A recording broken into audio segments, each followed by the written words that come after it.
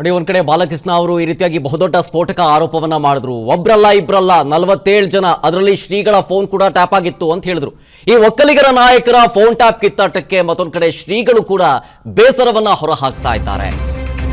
ಸಮುದಾಯದ ನಾಯಕರಿಗೆ ನಿರ್ಮಲಾನಂದ ಶ್ರೀಗಳು ಸಂದೇಶವನ್ನ ಸಾರ್ತಾ ಇದ್ದಾರೆ. ನಿಮ್ಮ ರಾಜಕೀಯಕ್ಕಾಗಿ, ನಿಮ್ಮ ಬೇಳೆ ಬೇಯಿಸ್ಕೊಳ್ಳೋದಕ್ಕಾಗಿ ಮಠವನ್ನ ಯಾವತ್ತೂ ಕೂಡ ಬಳಸ್ಕೊಳ್ಬೇಡಿ. ಕುಮಾರಸ್ವಾಮಿ ಅವರಾಗಿರ್ಬೋದು, ಡಿ.ಕೆ. ಶಿವಕುಮಾರ್ ಆಗಿರ್ಬೋದು, ಚಲುವರಾಯಸ್ವಾಮಿ ಅವ್ರಿಗಾಗಿರ್ಬೋದು, ಈ ರೀತಿಯಾಗಿ ಸೂಚನೆಯನ್ನ ಕೊಡ್ತಾ ಇದ್ದಾರೆ ಅವರಿಗೆ. ನಿಮ್ಮ ವೈಯಕ್ತಿಕ ಆರೋಪಗಳ ನಡುವೆ ಮಠಗಳನ್ನ ಯಾವತ್ತೂ ಕೂಡ ಮಧ್ಯಕ್ಕೆ ತರಬೇಡಿ.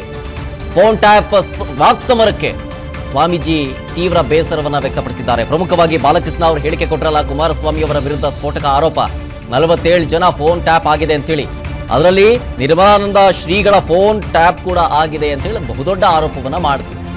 ಈ ಫೋನ್ ಟ್ಯಾಪ್ ಕಿತ್ತಾಟಕ್ಕೆ ಶ್ರೀಗಳು ಕೂಡ ಬೇಸರವನ್ನ ವ್ಯಕ್ತಪಡಿಸಿ ಸಂದೇಶವನ್ನ ಸಾರ್ತಾ ಇರ್ತಾರೆ. ನಿಮ್ಮ ರಾಜಕೀಯ ಬೇಳೆ ಬೇಯಿಸ್ಕೊಳ್ಳೋದಕ್ಕೆ ಮಠವನ್ನ ಯಾವತ್ತೂ ಕೂಡ ಬಳಸ್ಕೊಳ್ಬೇಡಿ, ಮಠವನ್ನ ಮಧ್ಯಕ್ಕೆ ತರಬೇಡಿ. ಈ ಫೋನ್ ಟ್ಯಾಪ್ ವಾಕ್ಸಮರಕ್ಕೆ ಸ್ವಾಮೀಜಿಗಳು ಬೇಸರವನ್ನ ವ್ಯಕ್ತಪಡಿಸ್ತಾ ಇದ್ದಾರೆ.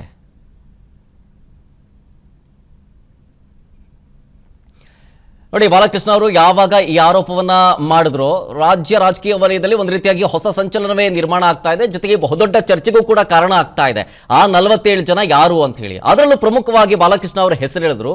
ನಿರ್ಮಲಾನಂದ ಶ್ರೀಗಳ ಫೋನ್ ಕದ್ದಾಲಿಕೆ ಕೂಡ ಮಾಡಿದ್ದಾರೆ ಕುಮಾರಸ್ವಾಮಿ ಅವರು. ಅವ್ರು ಒಪ್ಕೊಳ್ತಾ ಇಲ್ಲ, ಒಪ್ಕೋಬೇಕು, ಆಣೆ ಪ್ರಮಾಣ ಮಾಡಲಿ, ಅವ್ರು ಹೇಳಿಲ್ಲ ಅಂದ್ರೆ ನಾನೇ ಹೇಳ್ತೀನಿ ಅಂತೇಳಿ ಅಷ್ಟು ಕ್ಲಿಯರ್ ಕಟ್ ಆಗಿ, ಜೊತೆಗೆ ಕಾನ್ಫಿಡೆನ್ಸ್ ಆಗಿ ಬಾಲಕೃಷ್ಣ ಅವರು ರಿಯಾಕ್ಷನ್ ಕೊಡ್ತಾ ಇದ್ರು, ಹೇಳಿಕೆಯನ್ನ ಕೊಡ್ತಾ ಇದ್ರು ವಿಸ್ತಾರ ನ್ಯೂಸ್ಗೆ.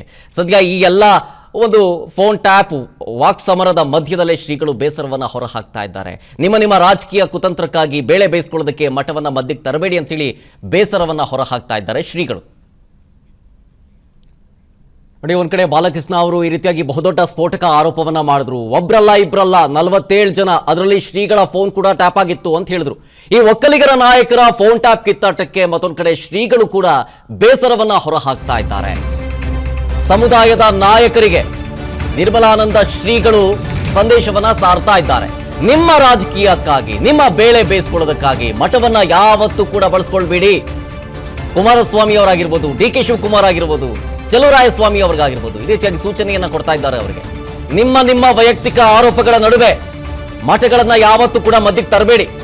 ಫೋನ್ ಟ್ಯಾಪ್ ವಾಕ್ಸಮರಕ್ಕೆ ಸ್ವಾಮೀಜಿ ತೀವ್ರ ಬೇಸರವನ್ನ ವ್ಯಕ್ತಪಡಿಸಿದ್ದಾರೆ. ಪ್ರಮುಖವಾಗಿ ಬಾಲಕೃಷ್ಣ ಅವರು ಹೇಳಿಕೆ ಕೊಟ್ಟರಲ್ಲ, ಕುಮಾರಸ್ವಾಮಿ ಅವರ ವಿರುದ್ಧ ಸ್ಫೋಟಕ ಆರೋಪ, 47 ಜನ ಫೋನ್ ಟ್ಯಾಪ್ ಆಗಿದೆ ಅಂತೇಳಿ, ಅದರಲ್ಲಿ ನಿರ್ಮಲಾನಂದ ಶ್ರೀಗಳ ಫೋನ್ ಟ್ಯಾಪ್ ಕೂಡ ಆಗಿದೆ ಅಂತೇಳಿ ಬಹುದೊಡ್ಡ ಆರೋಪವನ್ನ ಮಾಡಿದ್ರು. ಈ ಫೋನ್ ಟ್ಯಾಪ್ ಕಿತ್ತಾಟಕ್ಕೆ ಶ್ರೀಗಳು ಕೂಡ ಬೇಸರವನ್ನ ವ್ಯಕ್ತಪಡಿಸಿ ಸಂದೇಶವನ್ನ ಸಾರ್ತಾ ಇರ್ತಾರೆ.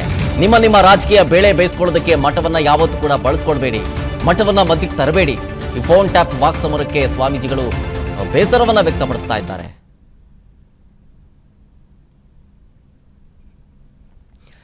ನೋಡಿ, ಬಾಲಕೃಷ್ಣ ಅವರು ಯಾವಾಗ ಈ ಆರೋಪವನ್ನ ಮಾಡಿದ್ರು, ರಾಜ್ಯ ರಾಜಕೀಯ ವಲಯದಲ್ಲಿ ಒಂದು ರೀತಿಯಾಗಿ ಹೊಸ ಸಂಚಲನವೇ ನಿರ್ಮಾಣ ಆಗ್ತಾ ಇದೆ. ಜೊತೆಗೆ ಬಹುದೊಡ್ಡ ಚರ್ಚೆಗೂ ಕೂಡ ಕಾರಣ ಆಗ್ತಾ ಇದೆ.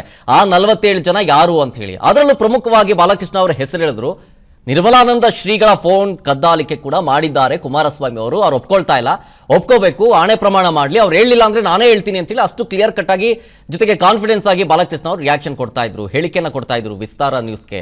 ಸದ್ಯ ಈ ಎಲ್ಲ ಒಂದು ಫೋನ್ ಟ್ಯಾಪ್ ವಾಕ್ಸಮರದ ಮಧ್ಯದಲ್ಲೇ ಶ್ರೀಗಳು ಬೇಸರವನ್ನ ಹೊರಹಾಕ್ತಾ ಇದ್ದಾರೆ. ನಿಮ್ಮ ರಾಜಕೀಯ ಕುತಂತ್ರಕ್ಕಾಗಿ ಬೇಳೆ ಬೇಯಿಸ್ಕೊಳ್ಳೋದಕ್ಕೆ ಮಠವನ್ನ ಮಧ್ಯಕ್ಕೆ ತರಬೇಡಿ ಅಂತೇಳಿ ಬೇಸರವನ್ನ ಹೊರಹಾಕ್ತಾ ಇದ್ದಾರೆ ಶ್ರೀಗಳು. ಅನುಕ್ಷಣದ ಸುದ್ದಿಗಳಿಗಾಗಿ ವಿಸ್ತಾರ ನ್ಯೂಸ್ ಯೂಟ್ಯೂಬ್ ಚಾನೆಲ್ ಸಬ್ಸ್ಕ್ರೈಬ್ ಮಾಡಿ. ಹೊಸ ಸುದ್ದಿಗಳ ನೋಟಿಫಿಕೇಶನ್ಗಾಗಿ ಬೆಲ್ ಐಕಾನ್ ಕ್ಲಿಕ್ ಮಾಡಿ. ಲೇಟೆಸ್ಟ್ ಅಪ್ಡೇಟ್ಸ್ಗಾಗಿ www.vistaranews.com ವೆಬ್ಸೈಟ್ಗೆ ವಿಸಿಟ್ ಮಾಡಿ. ಅಂಗೈಯಲ್ಲೇ ಜಗತ್ತಿನ ಸುದ್ದಿ ತಿಳಿಯಲು ವಿಸ್ತಾರ ನ್ಯೂಸ್ ಕನ್ನಡ ಆಪ್ ಡೌನ್ಲೋಡ್ ಮಾಡಿ.